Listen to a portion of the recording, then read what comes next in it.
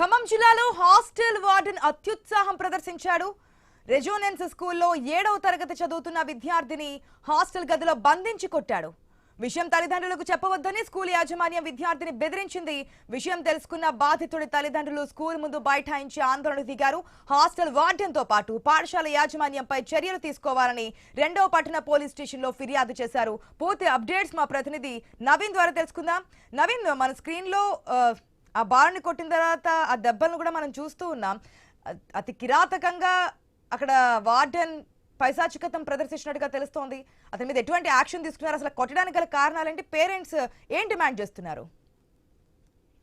మనం చూడొచ్చు, ఖమ్మం నగరంలో ఉన్నటువంటి రెసిడెన్స్ స్కూల్లో 7వ తరగతి చదువుతున్నటువంటి విద్యార్థిపై, భార్గవ్ అనే విద్యార్థిపై హాస్టల్ సంబంధించినటువంటి వార్డెన్ తీవ్రంగా కొట్టినటువంటి సిచ్యువేషన్ కనపడుతుంది. అయితే హాస్టల్ గదిలోనే తను కొట్టినట్టుగా చెప్తున్నారు. అయితే భార్గవ్ బాగా వార్తలు తేలేదాకా కూడా అతను వార్డెన్ కొట్టాడని చెప్పేసి కూడా చెప్తున్నారు. అయితే ఈ కొట్టిన విషయాన్ని ఆ తల్లిదండ్రులకు చెప్తే మాత్రం ఖచ్చితంగా సీరియస్ యాక్షన్ తీసుకుంటామని చెప్పేసి కూడా ఆ భార్గవ్ ని వార్డెన్ బెదిరించినట్టుగా తెలుస్తుంది. అయితే అది ఆ పేరెంట్స్ కి అయితే ఎటు పరిస్థితుల్లో చెప్పొద్దని చెప్పేసి కూడా చాలా సేపు వార్డెన్ బతిలాడినట్టుగా తెలుస్తుంది. అయితే కొట్టడానికి కారణం ఏంటి అనేది మాత్రం ఇప్పుడు కూడా చెప్పని సిచ్యువేషన్ కనపడుతుంది.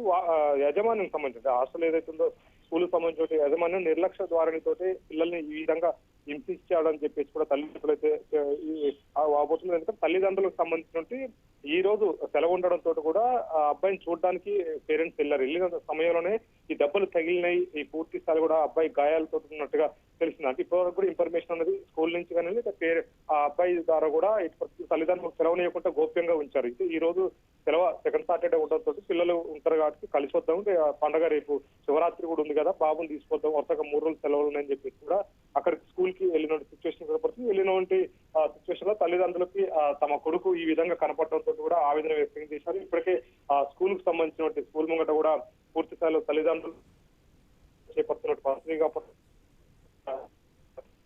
చేరుకున్నారు. కూడా తల్లిదండ్రులు ఫిర్యాదు చేశారు. కొట్టాలి అని అన్నప్పుడు ఏదైనా రీజన్ ఉండి లేదా పిల్లలు చదవకపోతే దబాయించడం కానీ బెదిరించడం కానీ ఉంటుంది. కానీ ఈ రేంజ్ లో కొట్టడం అనేది ఒక కక్షపూరితంగానే కొట్టాడని చెప్పేసి చెప్తున్నారు. ఎట్టి పరిస్థితుల్లో స్కూల్ సంబంధించిన స్కూల్ సీజ్ చేయాలి. అంతేకాకుండా ఎవరైతే కొట్టారో అతనిపై కేసు, అతనిపై కాకుండా స్కూల్ కి సంబంధించిన యాజమాన్యపై కూడా కేసు నమోదు చేయాలని చెప్పేసి కూడా తల్లిదండ్రులు కోరుకుంటున్నారు. ఇప్పటికే తల్లిదండ్రులకు మద్దతు కూడా పనులలో కొంతమంది విద్యార్థి సంఘాలతో పాటు కొంతమంది అక్కడ చేరుకున్నారు.